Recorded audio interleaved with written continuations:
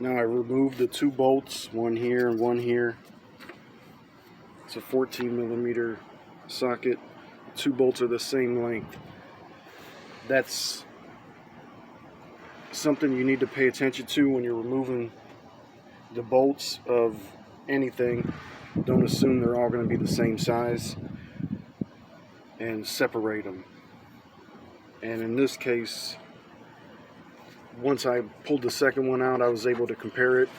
So now I know I removed this one here first, which was on the left, and this one on the right. But it can cause you issues if you don't pay attention to something like that. And in this case, we got two bolt heads that are same size. However, this alternator is not coming out. Why do you think that is? I took the bolts out. The alternator won't come out. What do you think's going on here? Well, this is all cast aluminum, and over time, from sitting in here being bolted up tight like that, you get some moisture in there and whatnot. It's enough to make it nice and tight, and you might call it seized, or there may be a better term for it. But in this case, I know these two bolts should have this alternator loose. So what I'm going to do is take a flathead and put a little pressure on it somewhere where it's safe to do. And you can see they're starting to come. And it's a tight fit, but when you're putting it in, you shouldn't have this issue. The new one should slide into place relatively easy.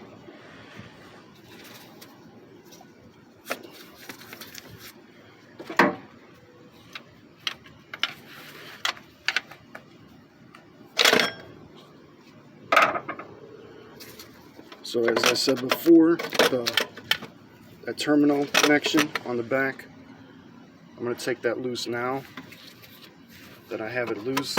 Because if you look before, I don't know if it's even possible to get to the back of it without pulling it off first. I disconnected this connector here. These connectors, most of them just need to be pushed and it'll disconnect. If you can see that little plastic moving, some of them you have to pull a piece out. There's like a safety lock piece on there, and this one there isn't. It's usually marked with a red indicator for the lock. And if you don't see that, like here's another connector here. You can see where it connects there, like it comes over the top of that. That's on the compressor there. But the connectors are pretty easy usually to take off. You might have to pull a locking pin up. This one here has a locking piece, but it's not marked with red. And this is on the mass airflow sensor. So if you look, I don't know if I can get it, but pull up on this a little bit. Did you hear that click? Probably not. There's vehicles driving by. But you see how it came up? So now if I press in the middle, boom, it'll come off. So basically what you're looking for is whether or not you have locking clips, because otherwise a lot of times they just push in. Sometimes you got to pry on it, but for the most part, the only prying on a lot of them is to get the locking part loose, and then you push on the tab to release it. Okay, that's a lot about connectors, but this video will cover a lot of extra details because this is a pretty easy job. I have an alternator that's a little different. I'm going to film it here in a second.